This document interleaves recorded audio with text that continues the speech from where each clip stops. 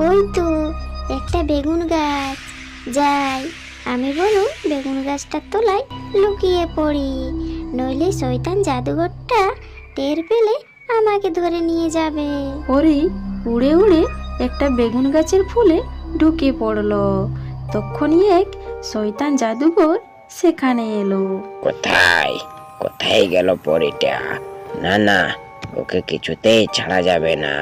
একমাত্র ওকে ধরতে পারলেই আমার সাধনটা পূরণ হবে। কিন্তু পরীটা গেল কোথায়? জাদুকর সেখান থেকে চলে গেল। তখনই সেখানে মিলি এলো। আরে এ কি দেখছি, কতদিন বাদে আমার বেগুন গাছে ফুল এলো। তাহলে তো অল্প দিনেই গাছে বেগুন ধরবে।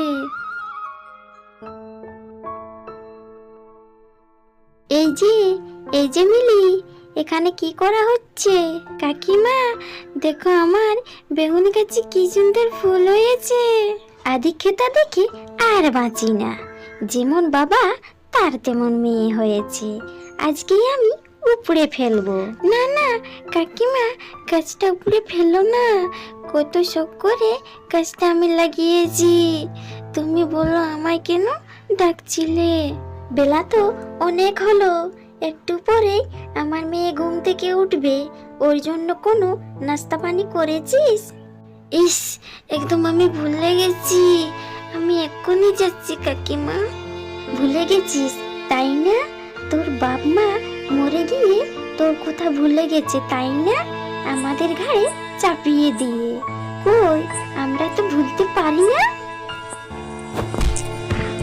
মেরো না কাকিমা, আমার লাগছে কাকিমা। কাকিমা আমাকে ছেড়ে দাও, মেরো না কাকিমা।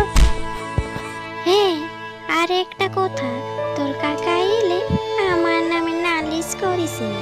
না না কাকিমা, এসব তুমি কি বলছো? কাকা এলে কাকাকে আমি কিছুই বলবো না। কথাটা যেন মনে থাকে। এইসব বলে সেখান থেকে চলে যায়। আর মিলি বসে বসে কাঁদতে থাকে। উপরওয়ালা, কেন তুমি আমার বাবা মাকে আমার কাছ থেকে কেড়ে নিলে? আরে তো অল্প বয়সে কষ্ট পেতে হতো না। মিলিকে দেখে বেগুন গাছে থাকা পরই অনেক মায়া হয়। আহারে কি সুন্দর একটি ফুটফুটে মেয়ে, অথচ মনে অনেক কষ্ট। আমাকে ওর জন্য কিছু একটা করতেই হবে। কিন্তু আমি এখান থেকে বেরোলেই জাদুঘর তো আমাকে ধরে নিয়ে যাবে। এখন তো আমি কিছুই করতে পারবো না। পরি যখন এইসব ভাবছিল তখন সেখানে মিলির কাকিমা এলো। এই যে মিলি, এখানে এখনো বসে আছিস? আয় বাড়ি আয় বলছি।